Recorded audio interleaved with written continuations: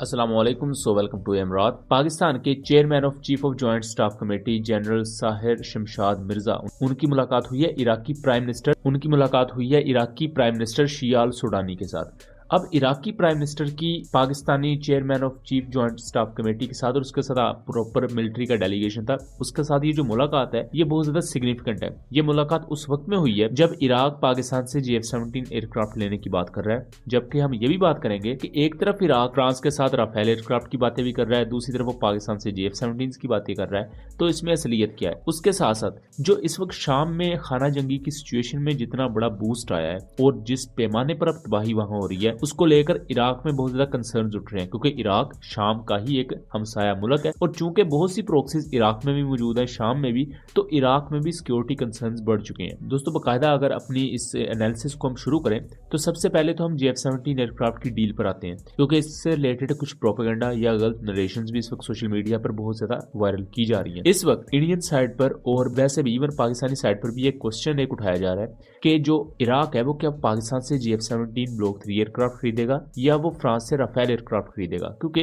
Recently पिछले 1-2 सालों में फ्रांस के ऑफिशियल्स ने भी इराक के दौरे किए हैं और इराकी ऑफिशियल्स ने फ्रांस के दौरे किए हैं। राफेल एयरक्राफ्ट में भी इंटरेस्ट है इराक का, जबकि दूसरी तरफ इराक के हाई रैंक डेलीगेशंस पाकिस्तान भी मल्टीपल टाइम्स आ चुके हैं। तकरीबन 2023 में ही 5 से भी ज्यादा मरतबा बड़े डेलीगेशंस आए हैं। इसी तरह हम 2024 भी पूरे का पूरा देखें तो मल्टीपल डेलीगेशंस हमने देखे हैं। यहाँ क्वेश्चन सबसे बड़ा ये है कि इन 2 एयरक्राफ्ट में से कौन सा एयरक्राफ्ट इराक खरीदेगा। तो इस पर जब मैंने कुछ रिसर्च की तो मैंने इस चीज को नोटिस किया कि इराक बेसिकली दोनों एयरक्राफ्ट को कंसीडर कर रहा है, वो JF-17 ब्लॉक 3 को भी और राफेल एयरक्राफ्ट को भी। तो बुनियादी तौर पर इराक प्लान कर रहा है 12 राफेल एयरक्राफ्ट फ्रांस से, जबकि 12 ही JF-17 ब्लॉक 3 पाकिस्तान से। अब उसकी रीजन ये है कि सेम जैसे पाकिस्तान इंडिया का एक मॉडल होता है हाई लो मिक्स का, कि एक हाई प्रोफाइल एयरक्राफ्ट होता है, एक लो प्रोफाइल एयरक्राफ्ट होता है। लो प्रोफाइल मींस ये नहीं कि वो नकम्मा जहाज होता है, बुनियादी तौर पर लो प्रोफाइल एयरक्राफ्ट को आप समझ सकते हैं कि वो ऑपरेशनल कॉस्ट के मामले में कम खर्च होता है और उसे एक वर्क हॉर्स की तरह यूज किया जाता है, और जो आपका हाई एंड एयरक्राफ्ट है उसको कंप्लीमेंट करने के लिए यूज किया जाता है। तो एक मिक्सचर यूज किया जाता है हाई एंड लो का। जैसा कि पाकिस्तानी साइड में हाई एंड पर देखा जाए तो J-10C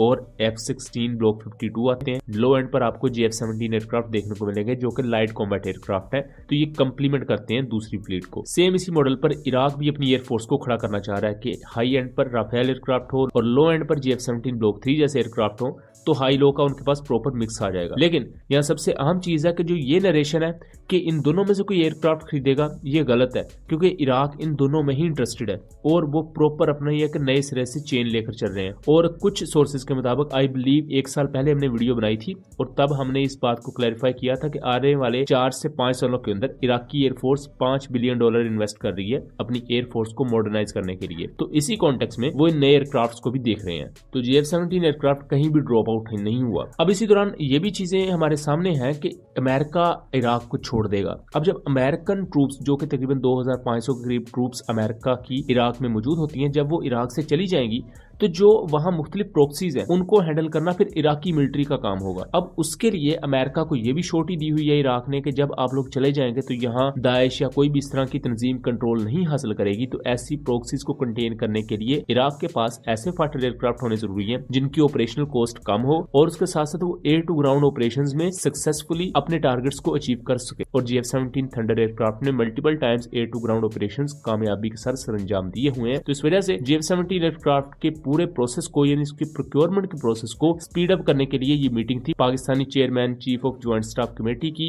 और इराकी प्राइम मिनिस्टर की। इसके साथ साथ मुख्तलिफ दूसरे शोबे हैं। इन शोबों की बात की जाए तो काउंटर टेररिज्म का शोबा है जिसमें पाकिस्तान और इराक कोऑपरेट करेंगे, साइबर सिक्योरिटी का और लोकलाइजेशन ऑफ मिलिट्री इंडस्ट्री का। यहाँ लोकलाइजेशन ऑफ मिलिट्री इंडस्ट्री में हम समझ सकते हैं कि अगर इराक पाकिस्तान से कोई डिफेंस इक्विपमेंट खरीदेगा तो उसकी TOT भी लेगा। अब JF-17 की TOT मिलना मुश्किल है क्योंकि इराक के पास प्रॉपर भी इंफ्रास्ट्रक्चर नहीं है कि वो JF-17 को अपने मुल्क में तैयार करेंगे। लेकिन हाँ, MRO फैसिलिटी हो सकता है पाकिस्तान एरोनॉटिकल कॉम्प्लेक्स की मदद से वहां खुले और जाहिर बात है इससे पाकिस्तान एयरफोर्स के ऑफिशियल्स भी वहां मौजूद होंगे। इसके साथ साथ जो गिर्ड्स ने पाकिस्तान में तैयार करदा अपना एंटी ड्रोन सिस्टम लॉन्च किया था, उसमें भी इराक इंटरेस्टेड है। और इसके अलावा दूसरा जो पाकिस्तान ऑर्डिनेंस फैक्ट्री का एमुनिशन और इस तरह का दूसरा डिफेंस इक्विपमेंट भी इराक को प्रोवाइड किया जाएगा। अब ये तमाम चीजें तो चल ही रही हैं और इराक को एक तरफ प्रॉक्सीज का खतरा भी था, लेकिन जब से ये शाम में एंटी बशारुल असद गवर्नमेंट मौजूद जो प्रॉक्सीज थी उन्होंने अटैक करना शुरू किया, उन्होंने हल्ब का एरिया अपने अंडर ले लिया है, हमा के एरियाज पर भी काफी हद तक उनका कंट्रोल है। तो जो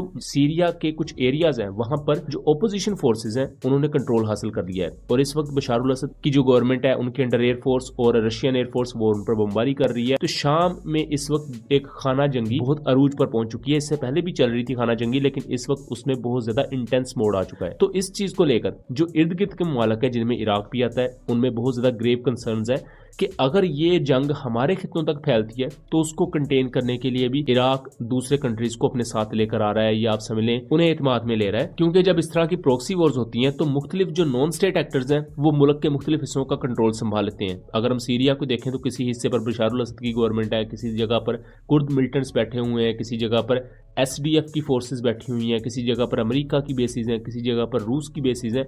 तो कहने को मुल्क एक है लेकिन कई हिस्से हो चुके हैं। तो जब एक मुल्क ही नहीं रहता, यानी कि एक रियासत की रीढ़ खत्म हो जाती है और नॉन स्टेट एक्टर्स वहां कब्जा कर लेते हैं, तो बैरूनी जो ताकतें होती हैं वो बड़े आराम से उन मुल्कों पर अटैक भी कर सकती हैं, प्रॉक्सीज भी वहां अपनी लॉन्च कर सकती हैं। सेम एज जैसे हम लेबनान को देखें तो वहां डेमोक्रेटिक गवर्नमेंट और है, हिजबुल्लाह की हुकूमत कहीं और है और इजराइल का जब दिल चाहता है वो बमबारी करता है, कोई रोकने वाला नहीं। तो इराक इस वक्त वो सिचुएशन अपने मुल्क में होने से रोक रहा है जिसको लेकर वो अपनी एयरफोर्स को स्ट्रॉन्ग कर रहा है, वो अपनी मिलिट्री को स्ट्रॉन्ग करने के लिए हर मुमकिन हद तक जा रहा है। और पाकिस्तान के पास एक बहुत बड़ा चांस है कि ना सिर्फ पाकिस्तान डिफेंस कोऑपरेशन और डिफेंस एक्सपोर्ट की डोमेन में बहुत ज्यादा अचीवमेंट हासिल कर सकता है इराक के थ्रू, बल्कि उसके साथ साथ अगर पाकिस्तान इराक में क़याम अमन के लिए अच्छा किरदार अदा करता है तो ये पाकिस्तान का जो ग्लोबल इमेज है उसमें बहुत ज्यादा बेहतरी लेकर आएगा और इंटरनेशनल लेवल पर पाकिस्तान एक बड़े प्लेयर की तरह उभर सकता है। सो दोस्तों ये था एनालिसिस, उम्मीद करता हूँ चीजें क्लियर रही होंगी। वीडियो पसंद आई हो तो इसे ज्यादा से ज्यादा शेयर कीजिएगा एंड चैनल को सब्सक्राइब कीजिएगा। मिलेंगे अगली वीडियो में, तब तक के लिए